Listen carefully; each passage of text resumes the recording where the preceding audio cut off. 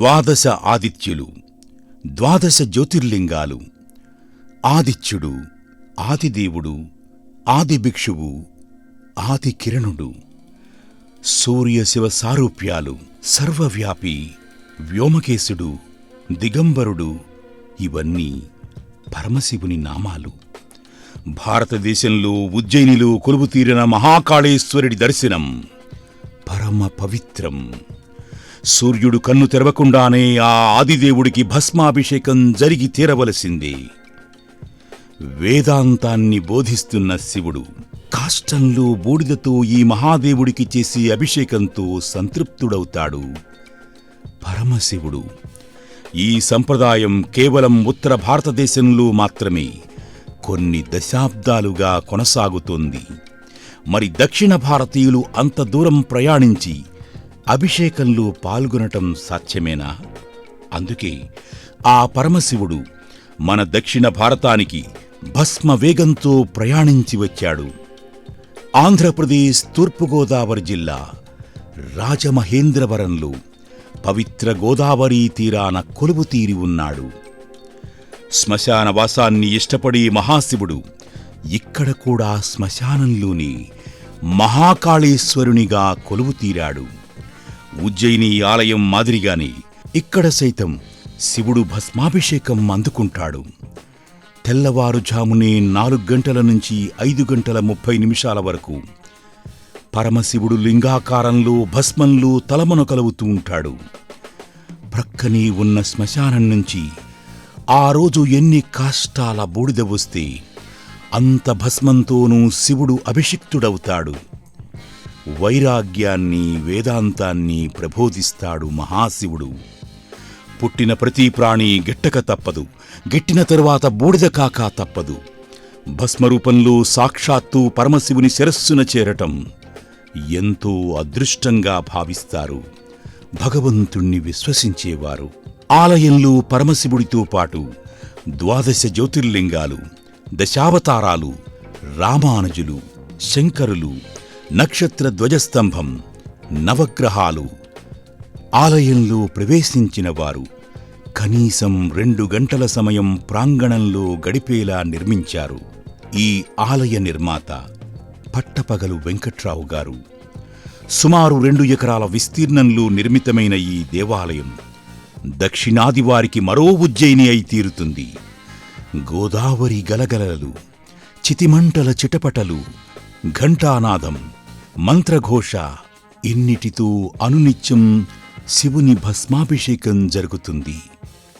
ఇక్కడ మనకు ఒక్క పైసా కూడా ఖర్చు లేకుండా అంతా ఉచితంగానే ఉంటుంది. ఇక్కడకు వచ్చి ఉండే వారికి అనువుగా గదుల నిర్మాణం కూడా జరుగుతోంది. ఇంతటి కృషి చేసిన పట్టపగలు వెంకట్రావు గారిని తెలుగువారంతా అభినందించవలసిందే. నమస్కారం. వ్యూస్ ఛానల్ కి స్వాగతం. ఉజ్జయిని పేరు అందరికీ బాగా ప్రసిద్ధిగా తెలుసు. అక్కడ మహాకాళేశ్వరంలో తెల్లవారుజామున పరమశివుడికి అఘోరాలందరూ వచ్చి శవభస్మంతో అభిషేకం చేస్తారు. అది చూడడం కోసం భారతదేశంలో వాళ్ళందరూ అక్కడికి వెళ్తూ ఉంటారు. ఆ సమయంలో అదృష్టం ఉన్నవాళ్ళు అందుకోగలుగుతూ ఉంటారు. అయితే అక్కడికి వెళ్ళలేని వాళ్ళు ఏం చెయ్యాలి అని అనుకోకుండా మన కోసం, ముఖ్యంగా తెలుగువారి కోసం రాజమండ్రిలో గోదావరి తీరంలో ఉజ్జయిని కాళేశ్వర ఆలయానికి సేమ్ అదే విధంగా ఒక ఆలయాన్ని ఇక్కడ నిర్మించారు. ఇక్కడ కూడా తెల్లవారుజామున 4 గంటల నుంచి 5:30 వరకు శవభస్మంతో అభిషేకం జరుగుతుంది. భక్తులందరూ స్వేచ్ఛగా పాల్గొవచ్చు. ఇంత మనకి ఆ భగవంతుణ్ణి అక్కడి నుంచి ఇక్కడికి తీసుకొచ్చి చేరువ చేసిన ఆయన పట్టపగలు వెంకట్రావు గారు. రాజమండ్రి వాళ్ళందరికీ కూడా ఆ పేరు సుపరిచితమే, కానీ ఈ దేవాలయం వల్ల మొత్తం దేశమంతా కూడా ఈ పేరు వ్యాపించింది. అసలు ఈ ఆలోచన ఎలా వచ్చింది, ఈ భస్మం ఎలా తీసుకొస్తారు, ఆలయానికి సంబంధించిన విషయాలన్నీ పట్టపగలు వెంకట్రావు గారిని అడిగి తెలుసుకుందాం. నమస్తే అండి. నమస్కారం అండి. ఫస్ట్ అసలు మీకు ఇక్కడ ఇలా ఆలయం కట్టాలని ఆలోచన ఎలా వచ్చింది? ఒక 6 సంవత్సరాల క్రితం, ఒక 6 years బ్యాక్, నాకు ఎక్కువ రాజమండ్రిలో మార్వాడి చాలా మంది ఫ్రెండ్స్ ఉంటారు. ఈ మార్వాడి ఫ్రెండ్స్ అందరూ కూడా ఎప్పుడైనా వాళ్ళ ఇళ్లలో ఏదైనా కార్యక్రమం జరుగుతుంటే కంపల్సరీగా నన్ను పట్టపోల వెంకటరావు ఉండాలని చెప్పి ఆ ఉన్న స్నేహం మీద నన్ను పిలుస్తుంటారు. నేను ఆ ఇళ్ళకి వెళ్ళి ఆ కార్యక్రమంలో పాల్గొని వాళ్ళు ఏదైనా భోజనాలు సదుపాయాలు ఏమైనా ఉంటే అన్ని చేసుకొని రావడం జరుగుతుంటుంది. ఇది కాకుండా ఎక్కువ వాళ్ళ మ్యారేజ్ బాంబేలోను, నోయిడాలోను, ఉజ్జయినిలోను చేస్తుంటారు. అవునండి. అయితే నేను బాంబే కూడా చాలా వాళ్ళ పెళ్లిళ్ళకి వెళ్ళడం జరిగింది. అది కాకుండా ఒకసారి నోయిడాలో పెళ్లి చేస్తున్నారంటే ఒకసారి వెళ్ళాను. అలాగే అక్కడి నుంచి ఉజ్జయిని తీసుకెళ్లారు. అలాగే ఉజ్జయినిలో ఒకసారి పెళ్లి జరుగుతుంటే అక్కడికి వెళ్ళాను, ఉజ్జయిని తీసుకెళ్లారు. ఆ ఉజ్జయిని అక్కడ వెళ్ళిన తర్వాత అక్కడ తెల్లవారుజామున 4 గంటలకి నన్ను మీరు పంచి కట్టుకోండి, తువాలు వేసుకోండి, ఒక కార్యక్రమాన్ని చూపిస్తానని చెప్పి అక్కడ మహాకాళేశ్వర ఆలయం దగ్గరికి నన్ను తీసుకెళ్ళడం జరిగింది. తీసుకెళ్ళిన తర్వాత అక్కడ అందరితో పాటు నేను కూడా కూర్చున్నాను. కూర్చున్న తర్వాత ఆ కార్యక్రమాన్ని చూశాను నేను. కార్యక్రమం ఏం జరుగుతుంది అక్కడ? శబలింగానికి పార్థివ దేహం నుంచి వచ్చిన చితాభస్మంతో అక్కడ అభిషేకం కార్యక్రమం జరుగుతుంది. శ్రీ గురుభ్యో నమః. శ్రీ మహాగణాధిపతయే నమః. మహాకాళీ సమేత మహాకాళేశ్వరాయ నమః. మహాకాళేశ్వరం రుద్రం జ్యోతిర్లింగం నమామిహం. మృత్యుంజయం మహాదేవం శంకరం శుభదాయకం. ఇది రాజమండ్రి గోదావరి తీరంలో వెలిసినటువంటి రోటరీ మహాకాళీ సమేత మహాకాళేశ్వరాలయం అండి.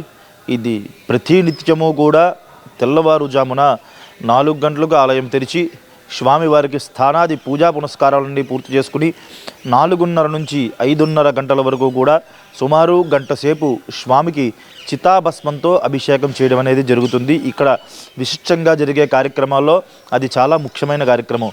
చితాభస్మం అనగా చాలామందికి అనుమానం ఉంటుంది. ఏమిటయ్యా అంటే మనిషి దహనమైన తరువాత వచ్చిన విభూతితో స్వామికి అభిషేకం చేయడం అనేది ఇక్కడ ప్రత్యేకత. కుల మత వర్ణ భేదము లేకుండా ఎవరైతే ఇన్నీస్పేట కైలాస భూములను, కోట్లింగాలపేట కైలాస భూములను దహనం అవుతారో వారివి ఖచ్చితంగా ఉదయం నుంచి సాయంత్రం దాకా ఎన్నైతే దహనం అవుతాయో 2 కలశలు ఏర్పాటు చేయడం అనేది జరిగిందండి. ఆ కలశల్లో ప్రతి ఒక్కరివి కూడా ఆ భస్మాన్ని సేకరించి సాయంత్రానికి ఆలయానికి ఆ భస్మం అనేది చేరుతుంది. చేరిన తర్వాత దాన్ని మా పరివారం అంతా కూడా శుభ్రంగా జల్లించి విభూతినే తీసి మళ్ళీ ఆ కలశల్లో వేయడం అనేది జరుగుతుంది. జరిగిన తర్వాత ప్రాతకాలం 4 గంటలకి స్వామివారి ఆలయం తెరుస్తాము. స్వామివారికి శుభ్రంగా స్థానాది కార్యక్రమాలన్నీ కూడా పూర్తి చేసుకుని షోడశోపచారాలన్నీ కూడా పూర్తి చేసి స్వామికి మంగళ నీరాజులన్నీ కూడా పూర్తి చేసుకుని ఒక తెల్లటి వస్త్రంలో ఈ భస్మాన్ని కట్టి ఆ స్వామివారి మీద భస్మాభిషేకం చేయడం అనేది చాలా విశిష్టంగా జరుగుతూ ఉంటుంది. సరే, అభిషేకానికి ఆ భస్మానికి అది పూజ చేశారు. పూజ చేసిన తర్వాత అలంకరణ అంతా చేసేసి ఆ శివలింగానికి మీద అది చేస్తున్నారు. చేస్తున్న చెప్పి కూడా వెనకాల చక్కటి వాయిద్యాలు, ఓం నమ శివాయ, ఓం నమ శివాయ అని వాయిద్యాలు అన్నీ విన్న తర్వాత నా మనసు పరిపరి విధాలు పోయి నేను దాన్ని చూస్తూనే ఉన్నాను. కానీ అసలు ఎందుకు ఇది భారతదేశ చరిత్రలో ఒక్క చోటే ఉంది? ఉజ్జయినిలోనూ ఒక్కచోటే ఎందుకు ఉండాలి? 100-200 సంవత్సరాల క్రితం రాజా విక్రమాదిత్య ఈ శివాలయం నిర్మించాడని ఒక చరిత్ర చెప్తుంది. అది కూడా ఆయన అప్పుడు మనకు కరోనా వైరస్ లాంటి కొన్ని వైరస్లు వస్తే వాళ్ళు మేధావుల్ని, పండితుల్ని అందరూ అడిగి, శాస్త్రవేత్తలను అందరూ అడిగిన తర్వాత వాళ్ళు మనిషి మరణించిన తర్వాత ఆ చితాభస్మంతో శివలింగాన్ని కానీ అభిషేకం కానీ చేస్తే ఇప్పుడున్న ఈ వైరస్ యొక్క ప్రాబ్లం నీకు పోద్దని చెప్పి వాళ్ళు సలహా ఇస్తే ఆ రాజా విక్రమాదిత్య ఆ ఆలయాన్ని నిర్మించాడని ఒక చరిత్ర చెప్తుంది.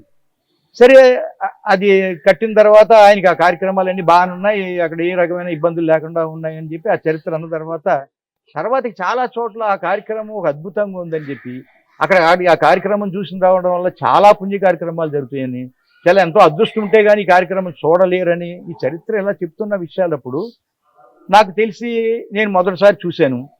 ఇది కాకుండా ఇన్నిసార్లు చాలా మంది చూసి వెళ్తున్నారు. కాబట్టి ఇప్పుడు కాశీలోనన్నా జరిగి ఉండవలసింది, శ్రీశైలంలోనన్నా జరిగి ఉండవలసింది, ఎక్కడెక్కడైనా మహా ఆలయాలు ఉన్నాయి. మహాకాళేశ్వర ఆలయాలు చాలా మంది కట్టి ఉంటారు. బహుశా ఆ పేరు పెట్టారో లేదో నాకు తెలియదు. కానీ అటువంటి చోట ఎందుకు చేయలేదని నా మనసు పరిపరి విధాలు పోతుంది.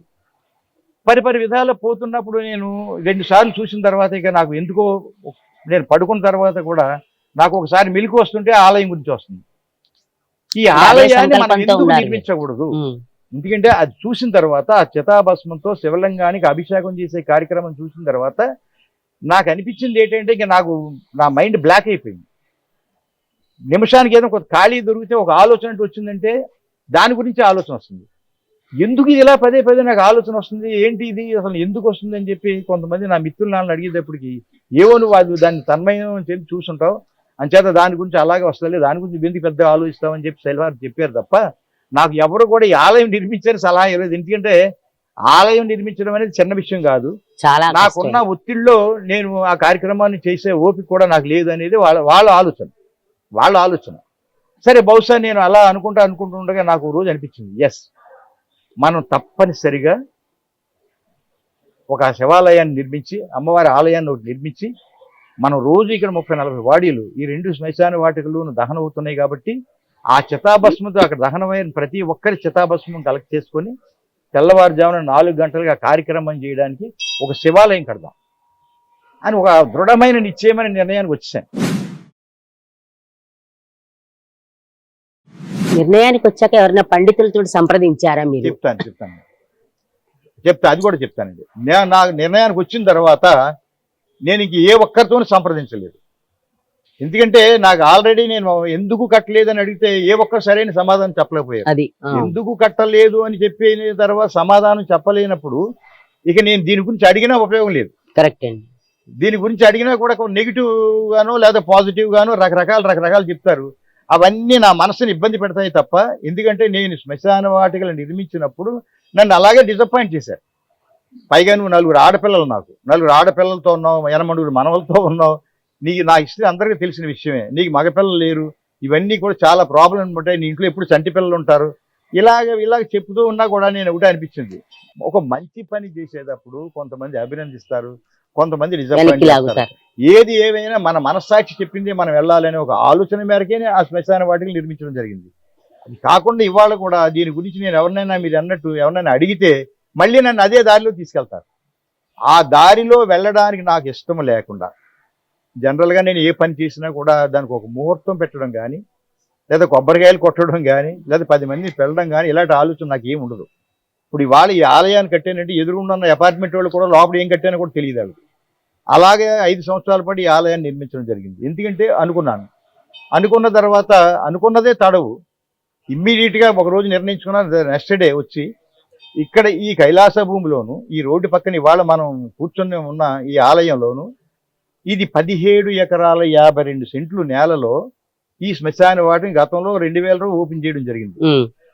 ఈ 17 ఎకరాల 52 కూడా గోదావరి నది పక్కనే వెళుతూ ఉంటుంది, చుట్టూ ప్రహారీ ఉంటుంది. ఈ ప్రహారీ ఉన్న దాంట్లో మనం కూర్చొని ఈ గుడి కట్టింది, ఇది కేవలం ఒక గార్డెన్. అందులో శ్మశాన వాటికలోనే ఒక గార్డెన్ నేను నిర్మించిందే. శ్మశాన వాటికలోనే ఇది ఒక గార్డెన్. ఈ గార్డెన్ 2 ఎకరాలు దీన్ని సెపరేట్ చేసుకున్న తర్వాత ఈ లోపల నాకు అనిపించింది, నా దగ్గర చాలా మంది శిల్పులు ఉంటారు, గతంలో నేను అన్ని నిర్మించాను కాబట్టి వాళ్ళతో సంప్రదించడం నాకు ఇష్టం లేదు. ఎవరిని సంప్రదించాలా, ఏం చేయాలా, శిల్పి అనేది ఒక ఆలోచన మేరకు నేను చేసుకుంటుంటాను. ఈ లోపల ఇవన్నీ రెడీ చేసుకున్నాను, మెటీరియల్ అంతా రెడీ చేసుకున్నాను. నాకు అనుకోకుండా నా దగ్గరికి ఒక మిత్రుడు, ఒక ఆచార్య అని చెప్పి ఒక మిత్రుడు, వాసు అని చెప్పి ఒక శిల్పిని, స్థపతి అంటారు, ఆ శిల్పిని నరసాపురం నుంచి తీసుకొచ్చాడు. అతను స్వయంగా నా దగ్గర తీసుకొచ్చిన తర్వాత ఇతను బాగా కడతాడండి అంటే నాకు అనిపించింది. అతను చూసిన వెంటనే చూస్తే 36-37 సంవత్సరాలు కుర్రాడు, ఏదో ఈ మామూలుగా ఈ మోడరేట్ కుర్రాళ్ళు ఎలా ఉంటారో అలాగే ఉన్నాడు. సరే, ఇతను కరెక్ట్గా చేయగలుగుతాడా అని చెప్పి నేను అడిగాను. అడిగిన తర్వాత అప్పుడు అతను గురించి చెప్పొచ్చాడు. ఇతను తిరుపతిలో ఈ ఆగమ శాస్త్రాన్ని ఒక 5 సంవత్సరాలు చదువుకున్నాడు. అలాగే గుల్బర్గాలోను కూడా చేశాడు, సిమ్లాలో PhD చేశాడు. ఇలా చాలా హిస్టరీ ఉంది ఇతనికి. ఇస్కాన్ వాళ్ళు కూడా ఇతను అడ్వైజ్ చేసిన, ఇస్కాన్ మన రాజమండ్రి ఇస్కాన్ కూడా కొంతవరకు కట్టాడు ఇతను. చాలా చోట్ల చాలా గుళ్ళు కట్టాడు. అతని గురించి కొంత అంతా చెప్పిన తర్వాత అప్పుడు నేను అతను కూర్చోబెట్టి అడిగాను, ఏమన్నానంటే, నేను రాజమండ్రిలో అప్పటి వరకు నాకు ఒక శివాలయమే కట్టేసేసి అందులో చితాభస్మం చేసే కార్యక్రమాన్ని చేద్దామని అనుకున్నాను తప్ప ఇతరత వేరే ఆలోచన కూడా లేవు. దీనికంటే ముందు మీకు ఒక విషయం చెప్పాలి, ఎందుకంటే నాకు ఈ గుడుల మీద, ఈ టెంపుల్స్ మీద 0 నాలెడ్జ్.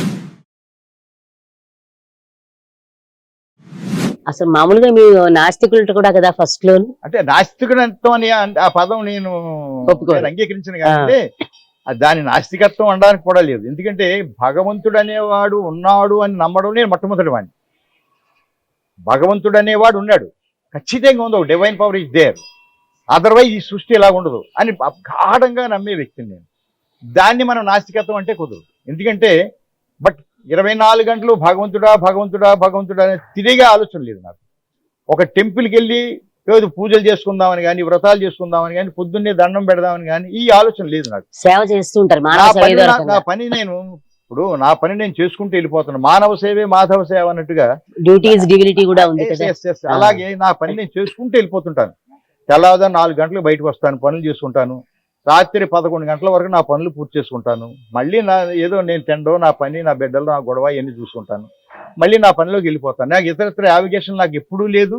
నేను వచ్చిన ఒక చిన్న ఫ్యామిలీ నుంచి వచ్చాను. నేను రైతు కుటుంబాల నుంచి వచ్చిన మనిషిని కాబట్టి నేను ఏవేవో గొప్ప గొప్ప స్నేహితులు ఉండొచ్చు. డాక్టర్ శ్రీనారాయణ రెడ్డి గారు, మంగళపల్లి బాలములు గారు, బేతవోలు రామబ్రహ్మ గారు, అక్కినేని నాగేశ్వరరావు గారు, ఇలాంటి గొప్ప వాళ్ళ పేర్లు చెప్పే వాళ్ళందరూ కూడా they are close friends to me. 30-40 సంవత్సరాలు వాళ్ళ సహవాసం చేస్తూనే ఉన్నాను వాళ్ళందరితో. అయినా నేను ఎక్కడ ఉండాలో అక్కడే ఉన్నాను. పెద్ద స్నేహాలు చేసినంత మాత్రం మనం పెద్దవాళ్ళు అయిపోం. స్నేహాల ద్వారా వచ్చే కొన్ని మంచి రావచ్చు, చెడ్డ రావచ్చు. ఇప్పుడు నేను చెప్పిన పేర్లు అందరి దగ్గర నుంచి కూడా నేర్చుకున్నాయి. నేను ఇవాళ జీవితంలో ఇంప్లిమెంట్ చేస్తున్నానేమో నాకు అనిపిస్తూ ఉంటుంది అనమాట. అటువంటి పరిస్థితుల్లో నేను ఈ ఆలయం నిర్మించడానికి ఈ వాసు అని ఈ స్థపతితో కూర్చుని నేను ఆలోచన చేసినప్పుడు అప్పుడు ఈ స్థపతి మాట్లాడుతుంటే నాకు అతనితో ఏదో కొంత మెటీరియల్ ఉన్న వ్యక్తి అనిపించింది నాకు. ఈ మెటీరియల్ ఉన్న వ్యక్తి బాగానే చెప్తున్నాడు అని చెప్పి 1 గంట 2 గంటలు మాట్లాడిన తర్వాత అతను నేను చెప్పింది ఏంటంటే, నేను 2 శ్మశాన వాటికలు నిర్మించాం. 2 శ్మశాన వాటికలు కూడా లిమ్కా బుక్ వరల్డ్ రికార్డ్ వాళ్ళ సర్వే ప్రకారంగా భారతదేశానికి ఇవాళ ఒక మోడల్ అయిపోయింది. అలాగే ఇవాళ ఆలయాలు ఉన్నాయి. ఈ ఆలయాలన్నీ కూడా మనం 300, 400, 3000, 4000, 5000, 10,000 సంవత్సరాల నుంచి ఎంతో మంది రాజులు నిర్మించుకుంటూ వచ్చారు. ఇవాళ మానవులు కూడా నిర్మిస్తున్నారు. అలాగా ఇవాళ రాజులే కాకుండా ప్రతి వాళ్ళు కూడా ఏదో ఒక ఆలయం నిర్మిస్తున్నారు.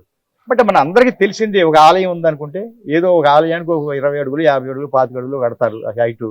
దాని ఎదురుగుండా ఒక మండపం ఉంటుంది. మండపం ఎదురుగుండా ఒక ధ్వజస్తంభం ఉంటుంది. ధ్వజస్తంభం ఎదురుగుండా ఒక నంది ఉంటుంది, ఒక బొమ్మ ఉంటుంది. ఇదే కదా. ఒక ఆలయానికి వెళ్ళిన తర్వాత ఇంకా అక్కడికి వెళ్ళిన తర్వాత ఏదో 10 నిమిషాలు దేవుడు దండం పెట్టుకుంటారు. ఆ పూజారి గారు ఏదో చేస్తాడు, వెళ్ళిపోతాడు. అది ప్రతి చోట ఉండేది అదే. అవునండి. కాబట్టి వాసు అతను చెప్పాను, వాసు నువ్వు చేయవలసింది అది కాదు, నాకు కావాల్సింది అది కాదు. కైలాస భూములు మనం నిర్మించి ఎలాగైతే మోడల్ అయిందో అలాగే ఇవాళ మనం ఈ ఆలయాన్ని నిర్మించి భారతదేశ చరిత్రలో ఒక మోడల్ అవ్వాలి. మనం ఒక మోడల్ చూపించాలి. మీరు ఏది చేసినా అది అందరికీ మార్గదర్శకం అవ్వాలి. భక్తుడు వచ్చిన తర్వాత కేవలం 5 నిమిషాలు 10 నిమిషాల్లో ఈ ఆలయానికి వెళ్ళిపోవడం కాదు, మినిమం 2 hours ఇక్కడ ఉండిపోవాలి. మనం ఉండమంటే ఎవ్వరు ఉండరు. అవునండి. ఉండడానికి కావలసిన వాతావరణాన్ని మనం నిర్మించగలిగితే నిర్మించగలిగితే అతను ఖచ్చితంగా అతను ఉంటాడు. అది బాగా ఆలోచించన్నారు. బాగా ఆలోచించవలసింది ఏమి లేదు సార్, నేను ఇప్పుడే వెంటనే చెప్తాను మీకు. అది నేను వెంటనే దాన్ని చేయగలను, అది పెద్ద ఆలోచన ఏం కాదు, నేను చేస్తానని చెప్పేసి అతను ఒక పేపర్ తీసుకొని నేను చెప్పిన దాని ప్రకారంగా ఇప్పుడు ఇవాళ మనం చూసిన నమూనానంతా కూడా ఒక ఆల్మోస్ట్ 1 hour లోపులో స్కెచ్ తయారు చేసి ఇచ్చాడు నాకు. ఒక స్కెచ్ తయారు చేసిన తర్వాత ఆ స్కెచ్లో చూసిన తర్వాత నాకు కూడా చాలా ఆశ్చర్యం వేసింది. ఎందుకంటే ఎలాగ ఆశ్చర్యం వేసిందంటే, శివలింగం ఆల్మోస్ట్ 109 అడుగులు. అది అక్కడ ఎన్ని అడుగులు ఉండాలో కూడా అన్ని వేసాడు. దాని మీద వేసిన తర్వాత అది కాకుండా ఏ శివుడైతే భగవంతుడంటే, నేను చెప్పాను నాకు భక్తి లేదు వాస్తవమే, బట్ భయం ఉంది భగవంతుడంటే నాకు భయం ఉంది. ఏంటి రకమైన భయం ఉందంటే, మనం తప్పు చేస్తే ఈ కోర్టులు, ఈ చట్టాలు, ఈ మానవులు ఎవ్వరూ మనల్ని శిక్షించలేరు, భగవంతుడే శిక్షిస్తాడు. భగవంతుడు అనేవాడు ఒకడు ఉన్నాడు, వాడు ఒక్కడే మనల్ని శిక్షించగలడు. అందుచేత ఆ తప్పులు చెయ్యకుండా, ఆ భగవంతుడి దగ్గర శిక్ష పడకుండా మనం బతకాలి అనుకున్న వాళ్ళలో నేను ఒకడిని, అటువంటి వ్యక్తుల్లో నేను ఒకడిని. అలాగే నేను ఇప్పుడు ఇవాళ 1947 ఆగస్టు 15 శుక్రవారం మధ్యాహ్నం 3 గంటలకు పుట్టాను నేను. అప్పటి నుంచి ఇప్పటి వరకు ఇవాళ ఈ 76 సంవత్సరాల్లో నా జీవితం అంతా అలాగే గడుపుకుంటూ వస్తున్నాను. కామన్ ఫ్యామిలీలో పుట్టిన వాడిని ఇవాళ ఈ స్థాయికి ఎదిగాను. ఈ స్థాయికి ఎదిగిన తర్వాత కూడా ఇంకా నేను భగవంతుడిని పరిగెట్టడం కాదు, బట్ భగవంతుడిని నిర్దేశించిన వాటికి కొన్ని పనులు చేసి ఆయన దగ్గరికి వెళ్ళవలసిన బాధ్యత మనందరికీ ఉందాం. మనందరూ రుణగ్రస్తులు కాబట్టి ఆ రుణం తీర్చుకోవడానికి ఈ సమాజంలో కొన్ని రకాల మనుషుల్లో, మానవుల్లో ఈ పంచభూతాలను మనకు అప్పచెప్పాడు ఆయన. వీటిల్లో మనం కొన్ని పనులు చేసుకుని వెళ్ళిపోయాలనుకునే మనుషుల్లో నేను ఒకడిని. ఆ కార్యక్రమాలు చేసే భాగంలోనే నేను ఒక శ్మశాన వాటికి కట్టిన, ఓల్డ్ ఏజ్ హోమ్స్ నిర్మించిన, ఇతరత్ర సేవా కార్యక్రమాలు ఎన్నో కొన్ని వందలు చేస్తుంటాను. బట్ ఇవాళ శ్మశానం డామినేట్ చేస్తుంది. ఆ శ్మశానాన్ని ఈ ఆలయం డామినేట్ చేస్తుంది. వాళ్ళు నేను నిర్మించిన ఈ ఆలయం డామినేట్ చేస్తుంది. ఎస్, ఏది డామినేట్ చేసినా నేను కష్టపడ్డ కష్టమే కదా అని చెప్పి నా ఆనందం అంతంత కింద నా ఆయుష్ పెరుగుతుంది, నా ఆనందం పెరుగుతుంది, నా కుటుంబానికి మీ అందరు భక్తులందరూ ఆశీస్సులు ఉంటున్నాయి ఇవాళ. అయితే అతను అలా చెప్పిన తర్వాత నాకు వేసి చూసిన తర్వాత నాకు అనిపించింది, ఎస్ ఎక్స్ప్లెయిన్ చేయమన్నాను. అతను ఎక్స్ప్లెయిన్ చేసింది ఏంటంటే, ఒక శివాలయం నిర్మించాలనుకున్నప్పుడు 4 గోపురాలు కట్టాలి. శివాలయం 109 అడుగులు హైట్, 109 అడుగుల హైట్ మనం నిర్మించాలి. దానికి ప్యారలల్ గా 75 అడుగులు చుట్టూ ఉండే ఆలయాలు నిర్మించాలి. గోపురాలు అంటారు దాన్ని గాలి గోపురాలు అనండి, లేదంటే గోపురాలు అనండి, ఏదైనా అనండి. 4 గాలి గోపురాలు అంటారు, లేదా గోపురాలు అంటారు. 4 నిర్మించాలి. ఎస్, ఆ 4 75 అడుగులు. అది కాకుండా దానికి చుట్టూరు కూడా ఏ భగవంతుడైతే తను కొంతమంది దేవతలను సృష్టించాడో ఈ భూమి మీద, ఆ దేవతలు అందరినీ కూడా మనం ఇక్కడ పెట్టాలి అని అతను ఆలోచన చెప్పి 64 మంది దేవతలకి ఆలయాలు నిర్మించాడు. అది కూడా 4 ఎల్లాకారాలు ఉండే ప్రాకారాల్లో, ఒక్కోటి 16 అడుగులు, 16 ఒక్కొక్క ఎల్లాకారంలోనూ 16 మంది దేవతలు ఉన్నారు. ఈ 16లో మొత్తం 64 ఈ దేవతలను నిర్మించిన వాటిలో ఇంకా అక్కడ ఇంకోటి కూడా ఆలోచించాడు అతను. ఎందుకంటే మనిషి 2 రకాలుగా ఇడిపోయాడు. వాళ్ళ భగవంతుడు అనేవాడిని పంచుకున్నాడు.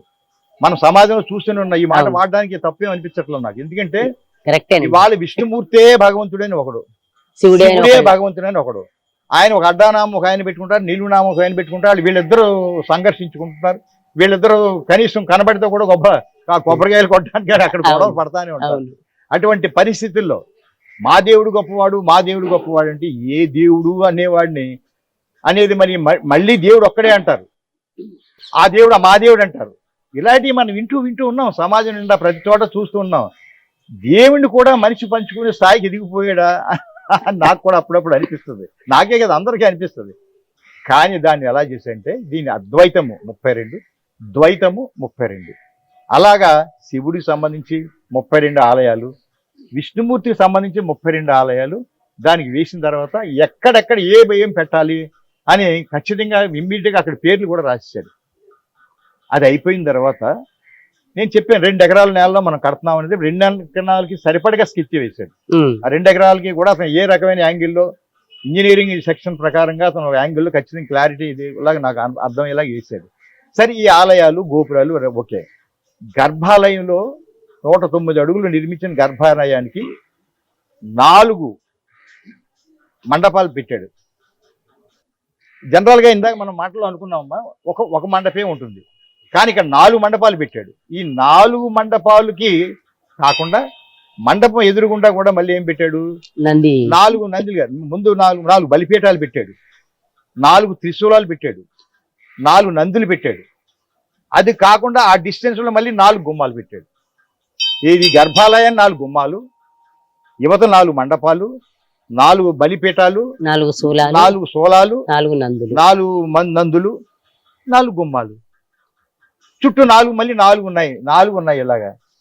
సరే, ఇదంతా చూసిన తర్వాత నాకు అనిపించింది, అది కాకుండా అసలు ఎందుకు ఇలాగ నువ్వేం పెట్టావయ్యా, చాలా విచిత్రంగా ఉంది కదా. చూడడానికి కూడా భారతదేశంలో ఎక్కడ ఉన్నట్టు ఎక్కడ కూడా లేవు. అవునండి, అవును. ఇప్పుడు ఇది అప్పుడు అతను అన్నాడు, మీరు అన్నారు కదా మనం నిర్మించే ఆలయం భారతదేశంలో ఎక్కడ ఉండకూడదని. మరి నేను వేసిన ప్రశ్నకి నాకే వేసారు ప్రశ్న. యువర్ రైట్, ఖచ్చితంగా నువ్వు కరెక్టే. ఈ విషయంలో నువ్వు కరెక్టే, బాగా ఉంది అనుకున్నది. అతను అవన్నీ అతను చెప్పుతుంటే నాకు తెలియకుండా ఒక ఉద్రేకం బాడీలో పెరుగుతుంది. ఏ రకమైన ఉద్రేకం పడుతుంది, నాకు ఎలా పెరిగిపోతుంది. నా ఊహ ఎలా ఉందంటే, నేను అప్పుడే దాన్ని నిర్మించేసుకున్నట్టు, నేను దాన్ని నిర్మించేసినట్టు, భక్తులందరూ కూడా ఇది ఎక్కడ ఉందని నన్ను ప్రశ్నలు వేస్తున్నట్టు. ఒక పక్క నేను అతనితో మాట్లాడుతున్నాను. ఇవన్నీ వాస్తవాలు. ఇన్వాల్వ్ అయిపోయి ఉన్నాను కాబట్టి నా బాడీలో ఏదో నాకు తెలియని వేవ్ లెన్స్ పరిగెడుతున్నాయి. నేను ఎంత నిర్మించినట్టు, వీళ్ళందరూ నన్ను అడుగుతున్నట్టు, దీనికి ప్రాణప్రతిష్ఠ కార్యక్రమం చేసినట్టు, ఇవన్నీ ఏవో మైండ్ రకరకాలు పరిగెడుతుండగా అప్పుడు నేను ఒకటే అన్నాను, వాసు చాలా అద్భుతంగా ఉంది. ఇది నిర్మించడానికి ఎంత డబ్బు అవుద్ది ఏమవుద్దని నేను ఏం అడగను. కానీ నేను ఆ ఎస్టిమేషన్ మనకు అక్కర్లేదు. మన 2 ఎకరాలు మన నేల ఉంది. ఈ 2 ఎకరాల నేలలోనూ కూడా మనం ఖచ్చితంగా దీన్ని నిర్మించవచ్చు.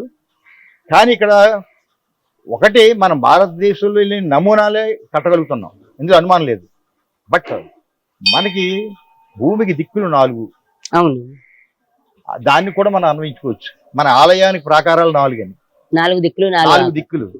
కానీ వాళ్ళ మానవ జీవితం అంతా మన వేదాలతో ముడిపడి ఉంది. అవి 4 4 వేదాలు. 4 వేదాలు. కానీ ఇంకొక విషయం కూడాను, నాకు 4 ఆడపిల్లలు. మేము 4 ఆడపిల్లలు. మీరు 4 కదా, నాకు 4 ఆడపిల్లలు. నేను ఫిక్స్ అయిపోయాను మళ్ళీ. నా 4 4 సంఖ్యలు. ఆడపిల్లలు, నా 4 ఆడపిల్లలతోనూ ఆ గుమ్మాలు ఖచ్చితంగా పెట్టినప్పుడు వాళ్ళతోని చేయించాలనుకున్నాను. అలాగే చేయించాను. ఆ గుమ్మాలు పెట్టేటప్పుడు ఆ భార్యాభర్తలు ఇద్దరు దంపతులు కూర్చోబెట్టి ఆ గుమ్మం పూజ అంటాం కదా, ఆ అవునండి. గుమ్మం పూజ చేయించేసి దానికి అది చేయగలిగాం. సరే, అది కూడా పెట్టామ్మా.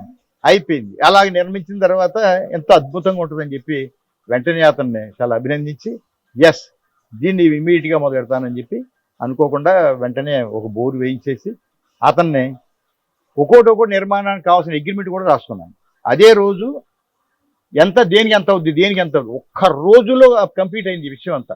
మొత్తం అతను ఒక్క రోజులో చెప్పేశాడు. ఒక్కరోజు చెప్పేశాడు అతను, ఒక్కరోజే చెప్పేశాడు. ఒక రోజు అతను మాట్లాడేసుకున్నాం, అదే రోజు మాట్లాడేసుకున్నాం. దేనికి అసలు వాయిదాలు లేవు అసలు. దేనికి ఎంత ఇవ్వాలి, దేనికి ఏమి ఇవ్వాలి, ఈ ప్రాకారాలకి నీకు ఎంత ఇవ్వాలి, ఈ మధ్యలో కట్టినందుకు ఎంత ఇవ్వాలి, లేబర్ నేనేం బయట నుంచి తెప్పించుకోవాలి, ఎవరెవరిని ఏం పెట్టాలి, అవన్నీ నాతో అలాగే ఉంటుందమ్మా. ఏదన్నా నేను జనరల్ ఫెయిల్ గా అయిపోతుంది. రేపు చెయ్యాలనుకున్న పని ఇవాళ చేస్తాను. నేను రేపు ఉంటానో లేదు తెలియదు కదా అంటాను. కరెక్ట్ అండి. న్యాచురల్ గా నేను అనే మాట. బట్ నిన్న మంది, ఇవాళ కూడా మందే. బట్ ఈ క్షణం వరకు. కానప్పుడు ఈ నిన్న ఇవాళ చేసుకోవాలి. మనం ఏది చేసుకున్నా ఈ 2 రోజులు చేసుకోవాలి. ఎందుకంటే అసలు మానవ జీవితమే స్వల్పం. ఇది ఏముంది, నిమిషాల మీద ఇది ఉంటాం పోతాం. అవును, ఒక సెకండ్ మానవ తేడా. జీవితం ఇది ఏముంది, ఇది మన శరీరంలో పార్ట్లు చూస్తే మనకే అనిపిస్తుంది ఒకసారి. మనం ఆలోచించుకుంటే అసలు ఎన్నాళ్ళు పోతామని. అలాంటి పరిస్థితుల్లో ఉన్నంతసేపు చేసుకుంటా వెళ్ళిపోవాలనే ఆలోచనతో ఉండేవాడిని నేను. నన్ను అందరినీ పాటించమని అన్నాను. నా ఎవరి ఆలోచన నా వ్యక్తిగతం వరకే. వాళ్ళదండి నా అంతే. ఆలోచన కూడా నా వరకే ఉంటుంది అంతా. ఎస్, అతను అన్నాడు. అన్న వెంటనే ది నెక్స్ట్ డే ఆ రోజు కార్యక్రమాలు అయిపోయి మన్నాడు బోరు పిలిపించాను. బోరు వేయడం మొదలెట్టాను. 4 రోజులు 5 రోజులు పోయిన తర్వాత అతను మనుషులు వచ్చారు. అతను కొంత అడ్వాన్స్ ఇవ్వడం జరిగింది. ఇంకా మీకు చెప్పాలి అంటే ఏం జరుగుతుందో నాకు కూడా అర్థం లేదు. అద్భుతంగా పని కానీ మీరు దేనికి కూడా ముహూర్తం అనేది అనుకోలేదు. పని మొదలు పెట్టాలనుకుని మొదలు పెట్టేశారు అంతే. ఎప్పుడు ఉండదు. అదే మంచి పనికి ముహూర్తం ఉండదని కూడా శాస్త్రం చెబుతుంది అసలు. అంతే కదమ్మా. మంచి పనికి ముహూర్తం ఏంటి? నేను ముహూర్తం పెట్టకపోవడానికి ఒక కారణం ఏంటంటే ఇందులో చెప్పొచ్చు కూడా. ఇందులో ఎందుకంటే అసలు ఈ భగవంతుడు సృష్టించిన ఈ సృష్టి చాలా గొప్పది. ఆయన దీన్ని ముహూర్తం మనం పెట్టుకోలేదు. ఒక్క చేసేసి ఈ రోజు మంచిది కాదు, ఆ రోజు మంచిదని, ఆ రోజు మంచిది కాదని, ఈ రోజు Correct మంచిదని, ఇది కాకుండా కుడికాలు మంచి పెట్టి ఎడంకాలు మంచిది కాదు, కుడి చేయి పెట్టి ఎడం చేయి మంచిది కాదని, ఈ ఎడం చెయ్య 2 ఏళ్ళు తీసేద్దాం అక్కలేనప్పుడు. నేను అలాగా కూడా అడిగేవాడిని చాలా మంది. అంటే Correct ఏ చెయ్యి మంచిది కాదు, అసలు అన్ని మనిషి తను ఇష్టం వచ్చినట్టు పెట్టేసుకున్నాడు. అని అనుకున్నాం కదా, భగవంతుడిని కూడా ఛాలెంజ్ చేసి అతనితో ఫైట్ చేయడానికి కూడా రెడీ అయిపోయిన మానవుడు చెప్పినవే ఇవన్నీ. కరెక్ట్ అండి. చేత ఇవన్నీ నేను పట్టించుకోలేదు. నాకు అప్పుడు నా చిన్నప్పటి నుంచి లేదు. ఇవాళ కొత్త కాదు అది. నాకు చిన్నప్పటి నుంచి ఆలోచన కూడా ఏం లేదు. నేను అనుకున్న చేసుకుంటూ పోవడమే తప్ప అలా చేసి నేను ఫెయిల్యూర్ అయింది లేదు. అలాగ చేసి నేను ఫెయిల్యూర్ అయింది కూడా ఎప్పుడు సక్సెస్ అవుతానే ఉన్నాను. ప్రతిదాన్ని సక్సెస్ అవుతానే ఉన్నాను. ఓకే అనుకున్నాం, బోరేసాం, పని మొదలెట్టిస్తాం. పని మొదలెట్టిన తర్వాత అతను అక్కడక్కడి నుంచి 100-200 మంది శిల్పుల్ని తీసుకొచ్చాడు. ఎక్కడి నుంచి తీసుకొచ్చారండి? ఏ ఊరు నుంచి? బెంగళూరు నుంచి, ఒరిస్సా నుంచి, తిరుపతి నుంచి, కోరుకొండ నుంచి, పెద్దాపురం నుంచి, హైదరాబాద్ నుంచి, ఎన్నో నాకు తెలిసిన పేర్లు చెప్తున్నాను. వీళ్ళందరినీ కూడా సుమారు ఎంతమందిని తీసుకొచ్చి ఉంటారు ఆయన? సుమారు ఒకప్పుడు 100 మంది ఒకసారి, 150 మంది ఒకసారి, 70 మంది ఒకసారి. వాళ్ళు వచ్చే 100-200 మంది వచ్చినా కొంతమంది ఉండేవారు, మళ్ళీ పోతుంటారు. అవునండి, కరెక్ట్ అండి. ఆ శిల్పుల్ని కైలాసంలో చాలా ప్లేస్ ఉంది కాబట్టి వాళ్ళకి కావాల్సిన కళ్యాణ మండపాలు గట్టా ఉన్నాయి. అదే కండోలెన్స్ హాల్స్ ఉంటాయి. అవునండి. ఆ కండోలెన్స్ హాల్స్ అన్ని కూడా పని ఆఫ్ చేసేసి వీళ్ళందరికీ వండుకోవడానికి, తినడానికి కావాల్సిన వాతావరణానికి ఇచ్చేయడం జరిగింది. వాళ్ళందరూ అక్కడే వండుకుని అక్కడే తిని వాళ్ళే ఉండి వాళ్ళు పని చేసుకుంటూ పోతున్నారు. ఈ లోపల నాకు అనుకోకుండా మనకు 2 కరోనాలు వచ్చినాయి. 2 కరోనాలు వచ్చిన తర్వాత పని ఆగిపోద్దేమో నేను చాలా భయపడ్డాను. ఏ డిపార్ట్మెంట్ కూడా ఈ లోపల జరిగే పనిని ఆఫ్ చేయలేదు. ఒక్కరోజు కూడా పోలీస్ డిపార్ట్మెంట్ కానీ, రెవెన్యూ డిపార్ట్మెంట్ కానీ, మెడికల్ డిపార్ట్మెంట్ కానీ ఏ ఒక్కరో మీ లోపల ఎందుకు పని చేస్తున్నారు, పని ఆగండి అని చెప్పి అడగలేదు అసలు ఎవరిని. ఆ రోజులు ఎవరిని ఇంట్లోంచి బయట రానివ్వలేదు కదా. బట్ నా ఒక్కడికే ఎగ్జామ్షన్, నా ఒక్కడికే నేను కైలాసము అవి చేస్తే చచ్చిపోయిన వాళ్ళు ఎవరు దహనం చేస్తారు? అంచేత కైలాసము పనులు ఆగడానికి లేదు, ఈ పని కూడా ఆగడానికి లేదు. దీన్ని కూడా అలా కంటిన్యూ చేస్తానున్నాం.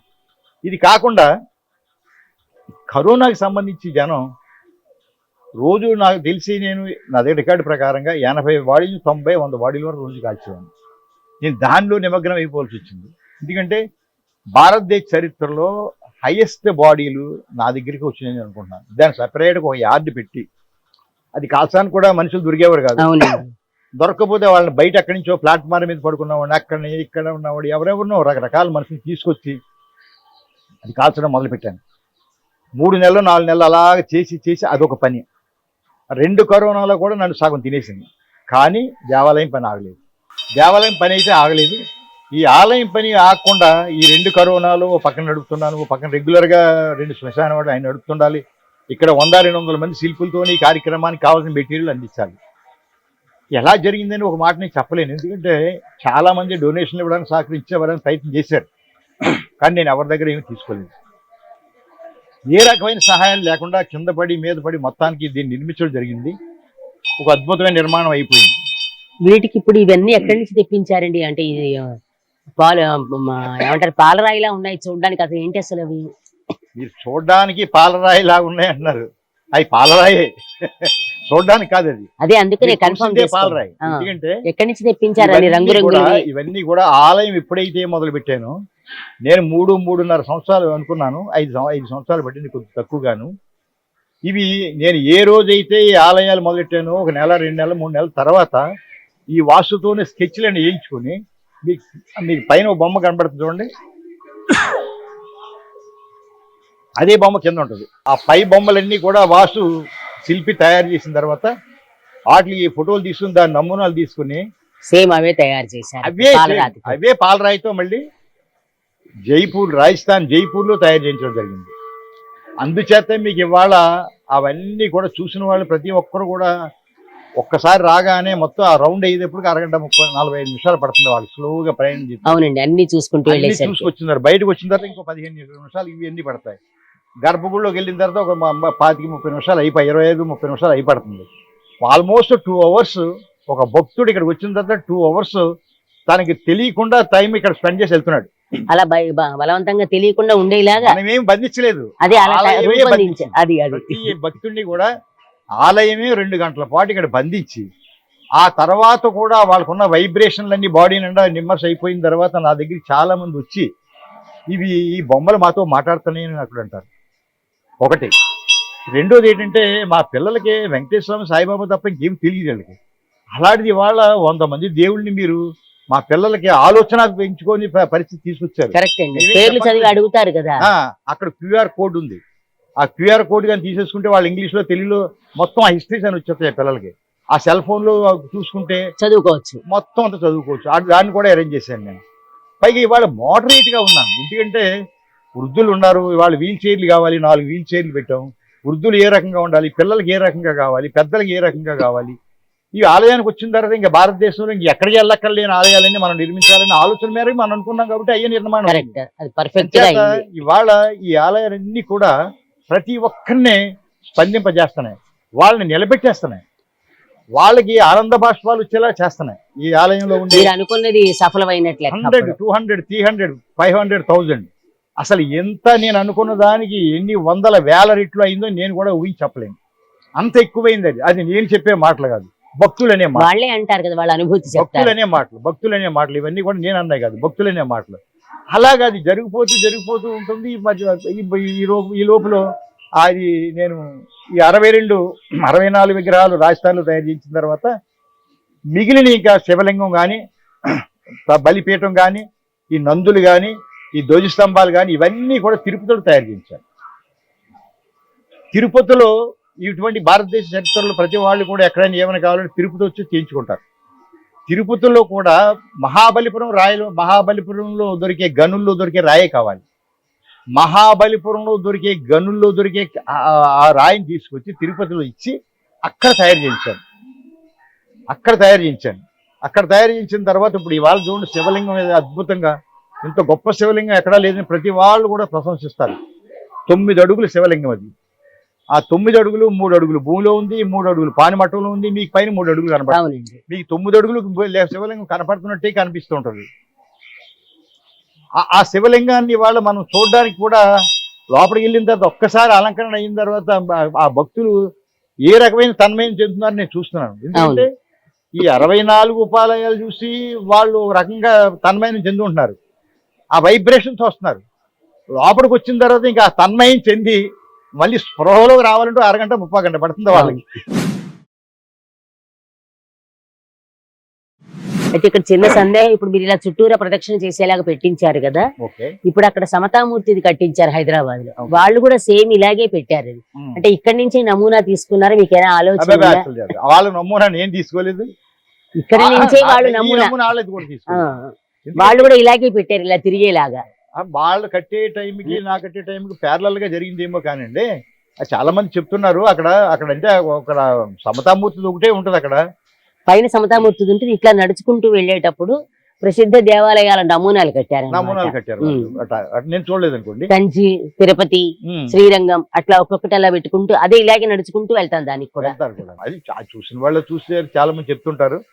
సరే ఈ నమూనాగా ఆ నమూనాకి మనం ఒకరు అనుకున్నది ఏం లేదు. లేదు, ఊరికే అడుగుతున్న సందేహం అడిగానండి. సందేహం అడిగారు, ఆయనతో నాకు పరిచయం ఉంది కానీ ఇలాంటి విషయాల్లో ఇప్పుడు మాట్లాడుకోలేదు.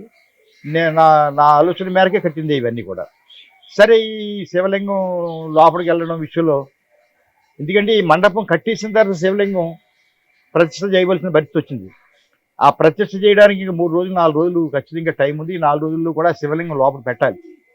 లోపల పెళ్ళే టైంలో మట్టుకు ఆ శివలింగం అయిపోయి చుట్టూ మునిగిపోయి ఇంకా లోపలికి ఏమి రావడానికి లేదు, ఒక క్రెయిన్ తీసుకొచ్చి పెట్టడానికి చూడలేదు. చిన్నదిలో డఫరాలు ఏముంటాయి, ఆ డఫరాలతో తీసుకొచ్చి లోపల పెట్టాలి. ఇక అది నన్ను పెట్టించే అవకాశం నాకు కనిపించట్లేదు. ఎందుకంటే పరీక్షించాడు. 3 రోజులు 4 రోజులు శివలింగం అక్కడ కదిలే పరిస్థితులు లేదు. అసలు నాకు నీరసం వచ్చేసింది.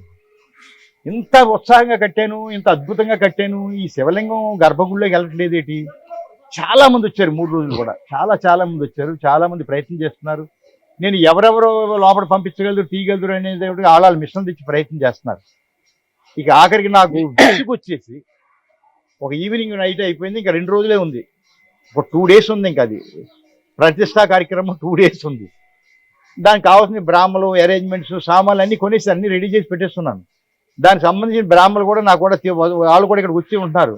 అది వెళ్ళిపోద్దేమో వాళ్ళ పనులు చూస్తుందని వాళ్ళు చూస్తున్నారు. ఇది వెళ్ళట్లేదు, మండపంలో అలా కూర్చుని ఉంది. కానీ ఇక్కడ ఈ విషయంలో మేము నిజానికి భగవంతుడు ఉన్నాడు అని అనిపిస్తుంది అనమాట. సరే ఆ విసుగొచ్చి నాకు నా దగ్గర ఉన్న సూపర్వైజర్ దగ్గర నేను కోపం ఇచ్చి, వెళ్తే వెళ్తాడో లేదా లింగం బాగా నేను పోదాం పదండి, సింపుల్గా అన్నా. వెళ్తే వెళ్తే లింగం లేకపోతే వెళ్దాం, విసుగొచ్చేస్తుంది నాకు, నేను పోదాం, ఏదో పడదు చూద్దాం, ముహూర్తం మార్చేయండి చూద్దాం, ఎప్పుడు వెళ్తే అప్పుడే పెడదామని విసుగొచ్చి నేను వెళ్ళిపోతున్నా. వెళ్ళి కారు ఎక్కి టైంలో నాకు మా సూపర్వైజర్ ఒక సలహా ఇచ్చాడు. నాయర్ ఉన్నాడు కదా మన దగ్గర, ఎలక్ట్రీషియన్ ఒక ఇంజనీర్ ఉన్నాడు కదా, అతను ఒకసారి అడగండి అన్నాడు. ఏమని అడగమంటావు, అతను కూడా పొద్దున్న వచ్చాక ఇద్దం తిరిగి వెళ్ళిపోయిన ఉంటున్నాడు కదా, ఏమని అడగమంటావు, అతను ఏం చేస్తాడని నాకు నమ్మకం ఉంది, అయినా నేను అడుగుతాను లేని చెప్పి అతను ఫోన్ చేశాను. అతను ఫోన్ చేసి వెంటనే అతను నాకు ఒక రకంగా అన్నాడు, హార్లిక్స్ ఫ్యాక్టరీలో తెలుసున్న వాళ్ళు కొంతమంది ఉన్నారండి, నేను హార్లిక్స్ ఫ్యాక్టరీలో మాట్లాడి ఏర్పాటు చేస్తాను, మీరు వెళ్ళిపోండి అన్నాడు. ఆ నైట్ రాత్రి 9:30-10 గంటలకు హార్లిక్స్ ఫ్యాక్టరీ వెళ్ళి అక్కడ దీన్ని లిఫ్ట్ చేసే కొన్ని ఐటమ్స్ ఉన్నాయి. ఆ ఐటమ్స్ అన్నీ కూడా ఒక వ్యాన్లో వేసుకుని 12:30కి ఇక్కడ ఈ ఆలయాన్ని తీసుకొచ్చి పెట్టి నాకు ఫోన్ చేశాడు. నేను ఆశ్చర్యపోయాను, ఏంటంటే నేను మాట వరుస అన్నాను, మళ్ళీ సామాన్లు కూడా తెచ్చి పెట్టేసేవా అన్నాను. పొద్దున్న మీరు వచ్చేటప్పుడు మేము ప్రయత్నం చేస్తామండి అన్నాడు. పొద్దున్నే వాళ్ళు తెల్లవారుజామున 5 గంటలకు వచ్చారు, ఒక 10 మంది హనుమంతులు ఉన్నారు, వాళ్ళ పని మొదలెట్టారు. నేను వచ్చేటప్పటికి ఒక 10 అడుగులు కదిలింది. సాయంత్రానికి 75% వెళ్ళిపోయింది లోపలికి. అది 4 టన్నులు 4.5 టన్నులు ఉంటుంది ఒకటి, వెళ్ళిపోయింది. వెళ్ళిపోయిన తర్వాత నెక్స్ట్ డే ముహూర్తంగా ఒక 3 hours ముందు తిన్నగిల్లి అందులో కూర్చుంది. నిజంగానే అది భగవంతుడి లీలే. మరి అది 100% భగవంతుడి లీల. అంటే మీరు ఇందాక నన్ను అన్నారు, ఈ విషయంలో మటుకు నేను నమ్ముతాను. అలాగా నన్ను ఈ భగవంతుడిని శ్మశానం బట్టి తెల్లవారుజాము 4 గంటలకు వెళ్తాను. నేను ఇప్పుడు కూడా నా వాకింగ్ కూడా 1.5 hour అక్కడే చేసుకుంటాను. అన్నీ చేసేవాడిని నేను. భగవంతుడు అనేవాడు లేకపోతే నేను చేసే పనులకి, నాకున్న ఆర్థిక పరిస్థితికి ఎలా జరుగుద్ది ఇవన్నీ? బహుశా నన్ను ఆ సంకల్ప బలంతో నన్ను ఆయన నిర్మించుకున్నాడు, బహుశా నన్ను ఇక్కడ నియమించుకున్నాడు, నాతో నిర్మాణాలు చేయించుకుంటున్నాడు బహుశా, అంతే తప్ప నేను కాదు చేసేది. నేను కాదు చేసేది అనే ఒక మీరు ఇందాక అన్నట్టుగా ఒక తీవ్రమైన నమ్మకానికి వచ్చేసాను.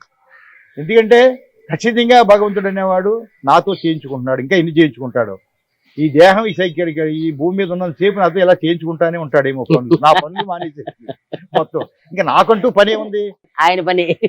ఆయన పని. ఎందుకంటే నాకంటూ పనులన్నీ నాతో కంప్లీట్ చేయించాడు. వాళ్ళకి పిల్లలు ఈ కర్మ సిద్ధాంతం అనేది ఒకటి ఉంటుంది, అది కంప్లీట్ చేయించేశాడు. ఇక నా భార్య నేను ఇద్దరం ఆరోగ్యంగానే ఉన్నాం. ఆవిడ పనులు ఆవిడ చేస్తుంది. ఇక్కడికి వచ్చి పొద్దున్న సాయంత్రం ఆవిడ చేయవలసింది ఏమైనా ఉంటే అక్కడ పూజలు చేయించడం, అన్ని కొన్ని ఆరతులు ఇప్పించడం, ఆవిడ పనులు ఆవిడ చేసుకుంటుంది. తర్వాత నేను చేయవలసి నేను చేస్తుంటాను. సరే లోపలికి వెళ్ళిపోయిన తర్వాత దానికి లాస్ట్ ఇయర్ ఏప్రిల్లో ముహూర్తం పెట్టాం. ఆ ముహూర్తం ప్రకారంగా ఒక 9 రోజులు ఆ క్రతువులన్నీ చేసి బ్రాహ్మణులందరినీ పెట్టి శివలింగాన్ని కూడా నేనే లోపల కూర్చొని చేయవలసిన కార్యక్రమాలన్నీ చేసిన తర్వాత నాలో రకమైన ఎందుకో అనిపించింది మనసులో అప్పుడే వెంటనే. శివలింగం మనం పెట్టాం, మనం పుట్టిన తర్వాత శివలింగాన్ని పెడతామని ఊహించలేదు అసలు. దేవాలయానికి ఎప్పుడు వెళ్ళని వాడిని నేనే పెట్టాను అనుకుంటే, నేనే కట్టాను అనుకుంటే భగవంతుడు నాకు ఏదో గొప్ప అవకాశాన్ని ఇచ్చాడు.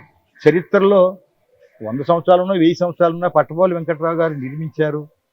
ఇంత అద్భుతంగా ఈ కార్యక్రమం జరుగుతుంది అని అనుకోవాలి అనుకుంటే మనలో కూడా ఒక రకమైన మార్పు రావాలని చెప్పి నేను నాన్ వెజ్ అప్పుడప్పుడు తీసుకునేవాడిని. అది కూడా మానేశాను కంప్లీట్గా. ఆ రోజు నుంచి నాన్ వెజ్ మానేశాను, టీ కాఫీలు మానేశాను, బయట భోజనాలు తినడం మానేశాను. చాలా వరకు తగ్గించేసి చాలా డిసిప్లిన్ గా ఆ పూజారులు అక్కడ ఏం చేసి తింటారో అదే నేను కూడా తింటున్నాను. నేను కూడా పూజారుల్లో ఒక ప్రథమ పూజారి అయిపోయాను అక్కడ. ఆ కార్యక్రమాల్లో ఉండిపోయి ఇవాళ పొద్దున్న నుంచి సాయంత్రం వరకు మడిగా బతికే వాతావరణానికి ఉన్నాను. ఎందుకంటే నన్ను అలా మార్చేసింది ఆ వాతావరణం అంతా కూడా మార్చేసింది. ఒకటి చాలా మంది నన్ను ఏమంటారంటే దీన్ని డెవలప్ చేయండి. ఏంటి నేను డెవలప్ చేసేది? డెవలప్ చేయడానికంటే అది వ్యాపారమా? నా వ్యాపారానికి ఏం సినిమా యాడ్లు ఇచ్చి చేయించుకోవాలా, ఇంకో యాడ్లు చేయించుకోవాలా? ఎందుకు డెవలప్ చేయాలి? నారు పోసిన వాడు నీరు పోస్తారు అన్నట్టుగా శివలింగం పెట్టించుకుని ఆయనే లోపలికి వెళ్ళి కూర్చుని నాతో అన్ని చేయించుకున్న తర్వాత ఆయన డెవలప్ చేసుకుంటాడు. నా ప్రయత్నం నేను చేయాలంతే. నా ప్రయత్నం నేను చేయడమే, ఆయనకి ఏం కావాలో చేయడమే. అలా చేసుకుంటా ఏప్రిల్ 6వ తారీఖున 9 రోజుల పాటు క్రతువులు చేసి ప్రాణ ప్రతిష్ఠా కార్యక్రమం చేసిన తర్వాత ఈ రోజు వరకు దేదీప్యమానంగా వెలుగుతుంది. ఇంకో విషయం ముఖ్యంగా మనం భస్మాభిషేకం గురించి చెప్పుకోవాలి.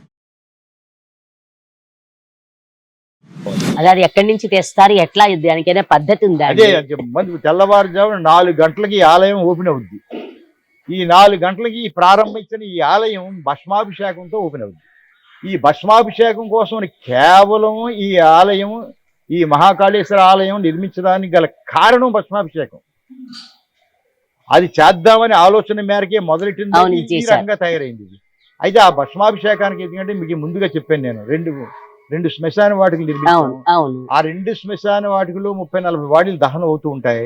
ఆ దహనమైన వాళ్ళు పొద్దున సాయంత్రం వరకు ప్రతి ఒక్కరిది కూడా ఆ చితాభస్మాన్ని తీసి ఒక కలశంలో వేస్తారు. ప్రతి వాళ్ళది irrespective of caste and religious ఏమీ లేదు. ప్రతి దహనం అవుతారు. దహనం అయిన వాళ్ళు ప్రతి వాళ్ళని కూడా ఒక ముద్ద తీసి ఆ కలశంలో వేస్తారు. ఆ కలశం రాత్రి 9-10 గంటలకు తీసుకొచ్చి అక్కడ అప్పు చెప్తారు, కన్సర్న్ ఆఫీస్కి అప్పు చెప్తారు. అక్కడ అప్పు చెప్పిన తర్వాత 2 ఇట్ల నుంచి వస్తాయి. వచ్చిన తర్వాత అది శుద్ధి చేసుకుని బ్రాహ్మణులు ఇక్కడ రాత్రి దాన్ని శుభ్రంగా శుద్ధి చేసుకుని వాళ్ళ పనులు వాళ్ళు చూసుకుంటారు. తెల్లవారుజాము 4 గంటలకు ఒక 4-5 బ్రాహ్మణులు వస్తారు. ఇద్దరితో కలిసి ఈ కార్యక్రమానికి అది ఎక్కడైతే ఉందో అక్కడి నుంచి వెళ్ళి వాళ్ళే తీసుకొస్తారు. ఈ లోపడే ఉంటుంది, ఈ ఆలయం లోపడే ఉంటుంది. దాన్ని తీసుకొచ్చి ఒక టేబుల్ మీద పెట్టి దానికి హారతులు ఇచ్చి పూజ చేస్తారు. ముందు ఒక అరగంట పాటు 4 నుంచి 4:30 వరకు పూజా కార్యక్రమం భస్మానికి పూజ చేస్తారు. చేసిన తర్వాత 4:30 నుంచి 5:30 వరకు భస్మాంతో అభిషేకం చేస్తారు. ఆ కార్యక్రమానికి రావాల్సిన వాళ్ళందరూ కూడా వాళ్ళు ఏం చేయాలంటే మగవాళ్ళు అయితే పంచి కట్టుకోవాలి, ఆడవాళ్ళు అయితే చీర కట్టుకుని రావాలి. ఉజ్జయినిలో పూర్వం ఆడవాళ్ళకి ఉండేది కాదంటే, ఎంట్రన్స్ ఉండేది కాదు. ఇప్పుడు వాళ్ళు కూడా చేస్తున్నారు. ఇక్కడ మొదటి నుంచి కూడా నేను ఆడవాళ్ళని మగవాళ్ళు అందరికీ కూడా ఈ అవకాశం, ఇక్కడ భస్మంతో ఆడవాళ్ళు కూడా చేయొచ్చు, చేయడానికి వీలేదు. ఆడవాళ్ళకి అవకాశం లేదు. మగవాళ్ళకి ఎవరికైనా ఇంట్రెస్ట్ ఉంటే వాళ్ళు పంచి కట్టుకుంటే వాళ్ళతో అభిషేక కార్యక్రమానికి పాల్గొనే అవకాశాన్ని కల్పించాను నేను. ఆ కార్యక్రమంలో చాలా మంది మినిస్టర్లు, కలెక్టర్లు, వీళ్ళు చాలా మంది వస్తున్నారు, గొప్ప వాళ్ళు. వాళ్ళందరూ కూడా ఆనందంగా చేస్తున్నారు. రెండోది ఏంటంటే భస్మాభిషేకం చెయ్యడం ఒక గొప్ప విషయం, అది చూడడం ఇంక అంతకంటే గొప్ప విషయం. ఆ మరణించిన వాళ్ళు తీసుకురావడం అదో గొప్ప విషయం. ఇన్ని కూడా చూస్తుంటే చరిత్రలో ఒక ఉజ్జయినిని తీసుకొచ్చి మరో ఉజ్జయిని అయిపోయింది. ఇది మరో ఉజ్జయిని అయిపోయింది ఇక్కడ. Correct అండి. ఎందుకంటే చాలా మంది ఉజ్జయిని దాకా వెళ్ళలేరు. చాలా మంది ఉజ్జయిని దాకా వెళ్ళలేరు. వెళ్ళలేరు. అక్కడేమో బాగా రద్దీ కూడా పెరిగిపోయింది. రద్దీ కూడా పెరిగిపోయిన తర్వాత అక్కడ పెద్ద పెద్ద టికెట్లు ఆడవాడి ఆన్లైన్ లో టికెట్లు కొనుక్కోవాలి. టికెట్ లేకపోతే లోపలికి వెళ్ళనివ్వరు. ఇప్పుడు మీరు ఉచితంగా చాలా ఇస్తున్నారు ఇబ్బందులు అందరికీ. పెడుతున్నారు. ఈ ఆలయంలోనమ్మా ఒకటి ప్రతిదీ ఉచితమే. అవును, చూశానండి. ఇక్కడ నేను ఇక్కడ 2 పాయింట్లు చెప్తాను, తర్వాత చెప్తాను మీకు ఆ రెండును. ఇప్పుడు ఏంటంటే ఆ భస్మాభిషేకం చూడడం వల్ల ప్రతి వ్యక్తికి కూడా తన జీవితంలో ఎన్నో తనకి యాక్సిడెంట్లు కానివ్వండి, ప్రమాదాలు కానివ్వండి, ముఖ్యంగా చెప్పేది ఏంటంటే ఎన్నో ప్రమాదాలు జరుగుతూ ఉంటాయి మానవుడికి. ఇది చూసిన తర్వాత వాళ్ళ కళ్ళతో వాళ్ళు చూసి ఆ భస్మాన్ని కొంతమంది బొట్టు పెట్టుకుంటారు, కొంతమంది ఇంట్లో తాయెత్తులు కాటికి పట్టుకుని వెళ్తుంటారు, కొంతమంది ఆ భస్మాన్ని తీసుకెళ్లి గంగలో కలపడానికి పట్టుకెళ్తారు. ఇలా రకరకాలుగా వెళ్తుంటారు ఈ భస్మం విషయంలో. ఈ కార్యక్రమాన్ని వాళ్ళు చేస్తుండగా వాళ్ళకి ఏ రకమైన ఇబ్బందులు లేకుండా, ఏ రకమైన యాక్సిడెంట్లు జరగకుండా ఉంటుందని ఒక శాస్త్రం చెప్తుంది. శాస్త్రజ్ఞులు చెప్తుంటారు. ఎందుకంటే ప్రమాదాల నుంచి తప్పించడానికి ఆ భస్మాభిషేకం ధరించుకున్న వాళ్ళు ప్రమాదాన్ని తప్పించుకుంటారని ఒకటి.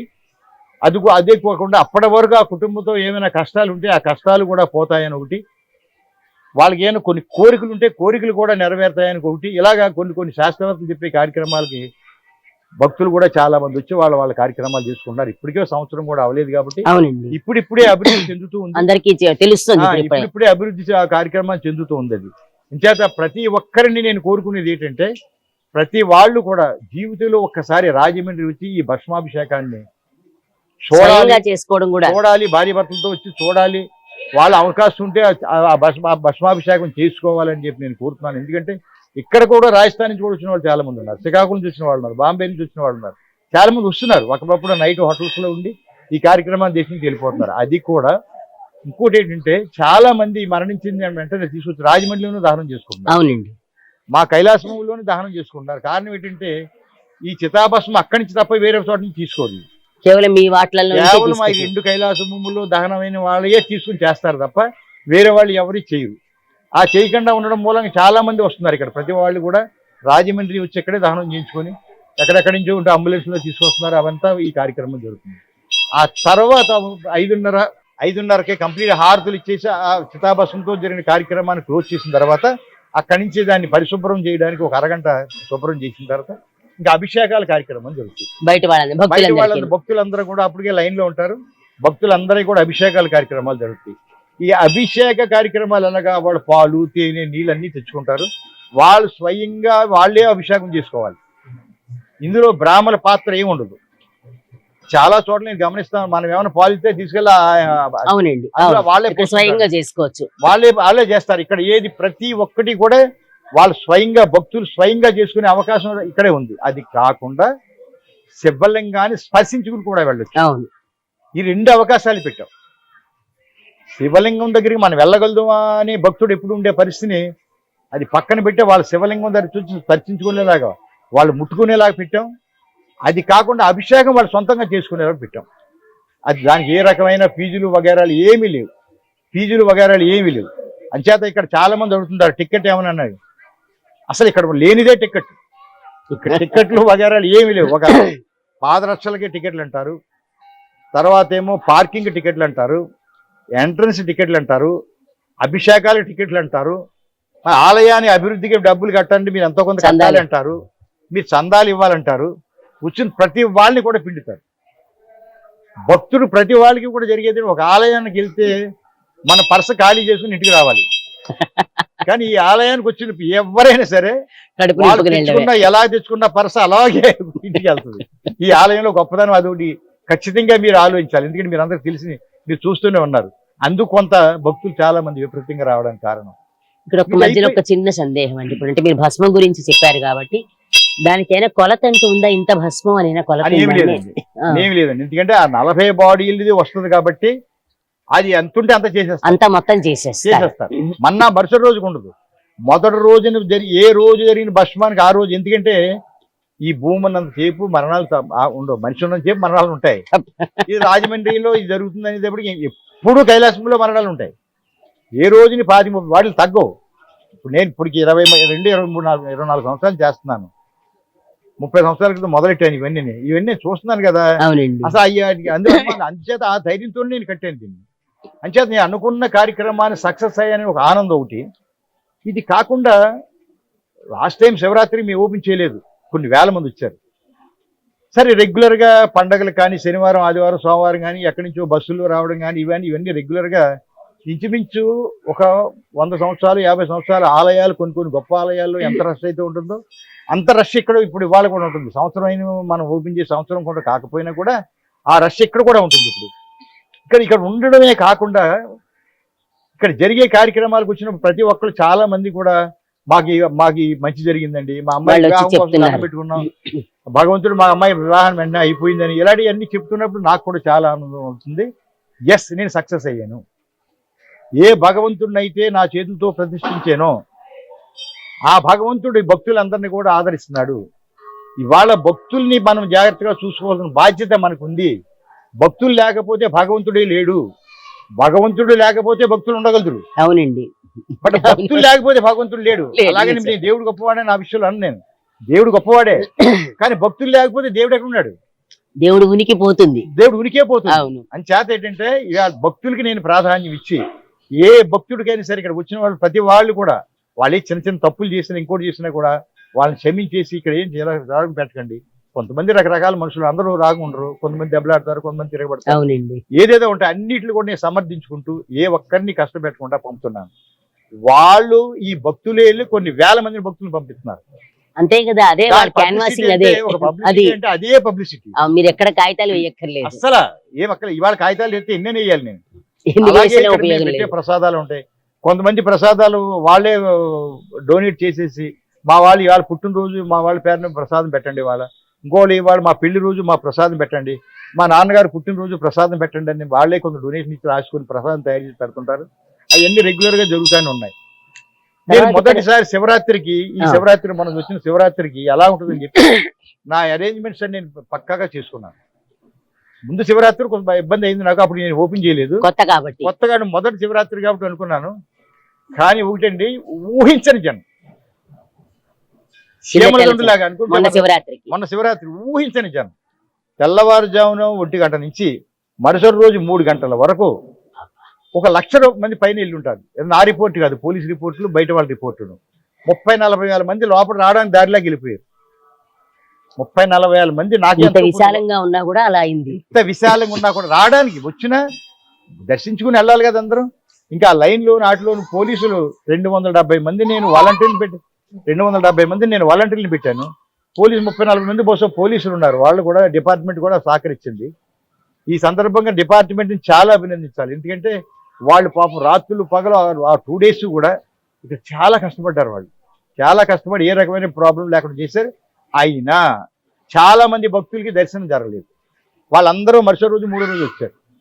వాళ్ళందరూ కూడా తర్వాత రావడం జరిగింది. అంటే దీన్ని బట్టి నేను చూస్తూ ఉంటుంటే నాకైతే అనిపిస్తుంది మీరు అనుకున్నది ఏడాదిలోనే నేను సాధించేశాను.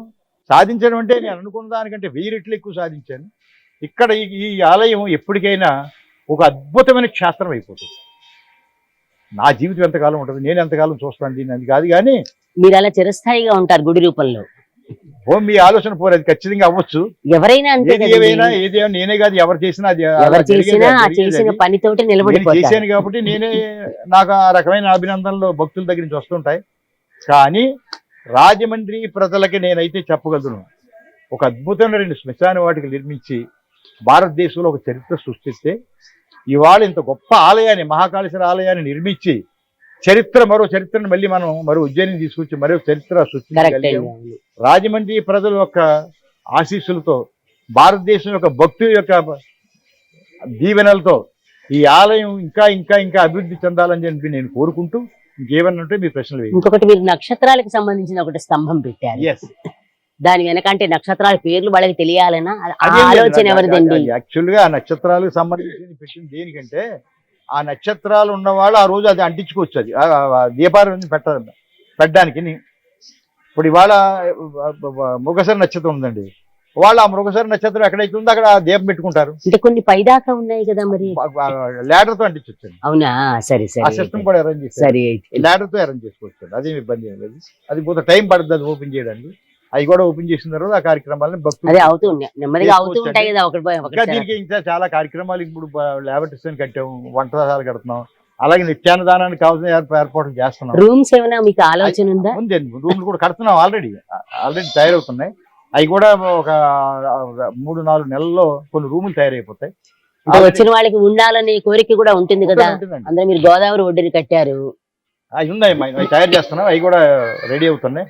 అంచేత ఈ ఆలయం విషయంలో నేను చాలా వరకు రీచ్ అయిపోయాను. ఇంకా రీచ్ 90% అయిపోయింది. ప్రయత్నం చేస్తున్నాను. బట్ నేను అది నా గొప్పతనం నేను అన్న కానీ అదే మీరు అన్నారు కదా ఆయన మిమ్మల్ని వాడుకుంటున్నారు అని అన్నారు చాలా కదా. మంది చాలా రకంగా అంటారు. స్వయంభూ అనేది వింటారు. స్వయంభూ అనేది నేను నమ్మను కానీ స్వయంభూ అంటే ఇప్పుడు ఇవాళ నేను దాన్ని అన్వయించుకుంటున్నాను. ఇది బ్రహ్మసూత్ర శివలింగం అంటారు దీన్ని. బ్రహ్మసూత్ర శివలింగం చాలా తక్కువ ఉంటాయి. ఆహా. అది రాజమండ్రిలో మనకు వెలిసింది అది, ఆ బ్రహ్మసూత్ర శివలింగాన్ని. ఆ బ్రహ్మసూత్ర శివలింగాన్ని దర్శించున్న వాటికి 1000 శివలింగాలు దర్శించేంత పుణ్యం వస్తుందని ఏదో అంటారు వాళ్ళు. అలాంటివి కూడా చాలా ఉన్నాయి. అది అనుకోకుండా అది బ్రహ్మసూత్ర శివలింగం అయిపోయింది. అంచేత ఈ శివలింగాన్ని దర్శించుకోవడమే కాకుండా ఈ నిర్మాణమైన ఈ 60-70 మంది దేవతలను కూడా దర్శించుకొని పిల్లలతోనూ, ఇప్పుడు పిల్లలు ఇంటికాడే తల్లిదండ్రులు ఊరుకుంటలేదు, కాస్త ఖాళీ దొరికిందంటే మహాకాళేశ్వర ఆలయం పోదాం పదండి అంటున్నారు. ఆ పిల్లల బాధ పడలేక చాలా మంది నాకు చెప్తుంటారు, మా అబ్బాయి ఊరుకోవట్లేదండి ఇంటికాడ. అంచేత ఆలయానికి వెళ్ళాలంటే పిల్లలు అసలు రారు, దేవాలయానికి వెళ్ళాలంటే అసలు పిల్లలు రారు, అస్సలు రారు. కానీ పిల్లలు పనిగట్టుకుని పిల్లలు చూడగా అలాగే పిల్లలు ప్రతి చోట పిల్లలు పిల్లలు పిల్లలు మీకు వాళ్ళే రావాలి మెయిన్ గా. సాయంత్రం అయితే మీరు చూస్తే ఇక్కడ పిల్లలే ఉంటారు. వాళ్ళకి ఆడుకోవడానికి కానీ విశాలంగా ఉంది, స్టాండర్డ్ గా ఉండే పరిస్థితి అంతా ఉంది. అంచేత అవి కూడా చదువుకుంటూ వెళ్ళిపోవచ్చు హాయిగా. హాయిగా చదువుకుంటూ వెళ్ళిపోవచ్చు. వాళ్ళ డీటెయిల్స్ కావాలంటే QR కోడ్ లో అది కూడా పెట్టారు కదా మీరు, పెట్టాం కాబట్టి వాళ్ళు టెక్నాలజీ కూడా వాడుతున్నారు. అంచేత భారతదేశ ప్రజల్ని భారతదేశంలో ఉన్న వాళ్ళందరినీ కూడా నా దగ్గరికి వచ్చి చెప్పేవాళ్ళు ఏంటంటే, వాళ్ళ అబ్బాయిలు కొడుకులో ఇంకో కావలసిన వాళ్ళు అమెరికాలోనూ, లండన్లోనూ, ప్యారిస్లోనూ, స్విట్జర్లాండ్ నుంచి ఫోన్లు చేసి రాజమండ్రిలో మహాకాళేశ్వర ఆలయాన్ని గొప్పగా కట్టారు, అద్భుతంగా ఉంది, మీరు ఎందుకు చూడలేదని వాళ్ళని అడుగుతున్నారు. అక్కడి నుంచి వాళ్ళు నా దగ్గరికి వచ్చి చెప్తారు, ఏమంటే ఇతర కంట్రీస్ నుంచి మా అబ్బాయిలు చెప్పాడు నాకు, నేను అందుకు వచ్చానండి. అంటే మీరు ఇండియాలో ఉండి మీరు చూడలేకపోతున్నారా అని నేను అందుచేత ఈ ఆలయం ఒక గొప్పతనాన్ని నేను మాటల్లో చెప్పను కానీ ఎవరైనా వచ్చి ఎవరి అనుభూతి వాళ్ళకి కలుగుతుంది, వచ్చి తప్పనిసరిగా చూడవలసిందిగా కోరుతున్నాను. చాలా సంతోషం అండి. విన్నారు కదా, మొత్తం నేను ఏ ప్రశ్నలు అడగాలనుకున్నానో నాకు ప్రశ్నలకు అవకాశం లేకుండా హాయిగా ఏది చెప్పాలి అనేది ఆయనకి స్వయంగా తెలుసు అనే విషయం మనకు అర్థమైంది ఆయన మాటలను బట్టి. ఒక్క అక్షరం ఎక్కువ చెప్పలేదు, ఒక అక్షరం తక్కువ చెప్పలేదు. ఏది చేశారో దానిని ఉన్నది ఉన్నట్టుగా చెప్పారు పట్టపగల వెంకట్రావు గారు. ఒక్కసారి అందరూ రాజమండ్రి గోదావరి తీరంలో ఉన్న ఉజ్జయిని మహాకాళేశ్వర ఆలయానికి వచ్చి సందర్శించుకున్నాక వాళ్ళ అనుభూతిని వాళ్ళే అందరికీ పంచుకోవచ్చు. ఒకళ్ళ మాట నమ్మాల్సిన అవసరం లేదు, వచ్చి చూస్తే ఆలయం విశిష్టత కానీ ఆలయంలో ఉండే మధుర అనుభూతి కానీ అర్థమవుతుంది. ఇది ఈరోజు వైజయంతి మాటామంతిలో ఈ ఆలయ నిర్మాణాన్ని చేసిన పట్టపగల వెంకట్రావు గారితోటి సంభాషణ. నమస్కారం.